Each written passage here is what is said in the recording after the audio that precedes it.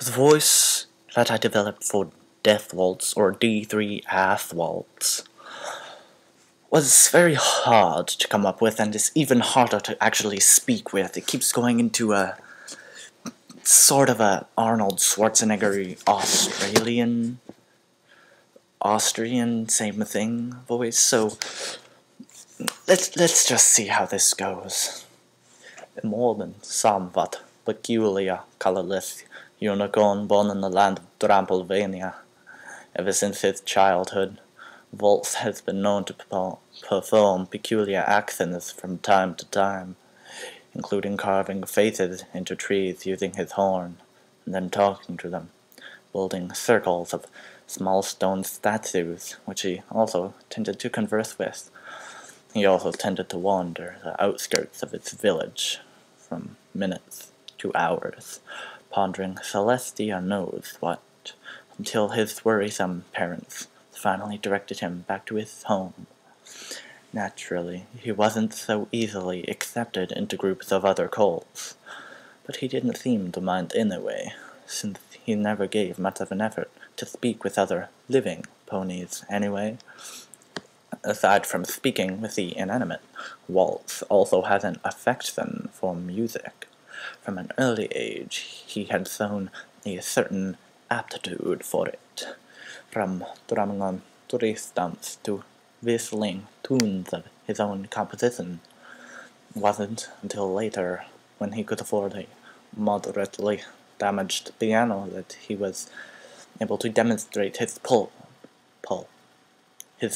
potential as a performer and writer, earning a cutie mark depicting 2 pieces of sheet music and a quill. He would often play during the night when there were less noise to interrupt his pieces, but he found that many ponies were not so supportive of his playing and relentlessly tried to stop him. When he refused to cease his music, they resorted to burning his only instrument before his eyes as he returned from the schoolhouse.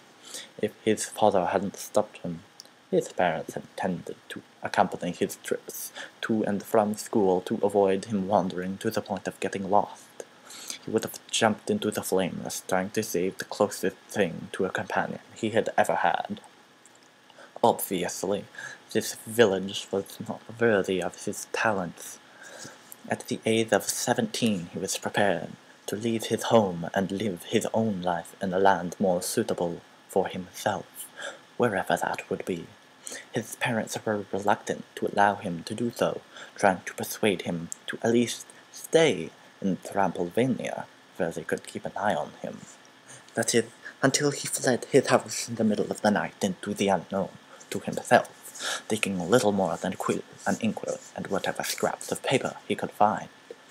During his days of seemingly mindless travel, he began hearing talk of a peculiar band of ponies known as the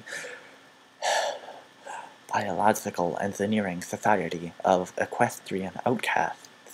Still having little interest in social communication, Waltz made little effort in pursuing the group. However, whether by chance or his own semi-conscious goal-seeking, he encountered the ringleader of the band of outcasts, Dr. Carpivio, is the title, quickly coming to realize that this doctor had a few peculiar quirks himself, as did the other members of the group.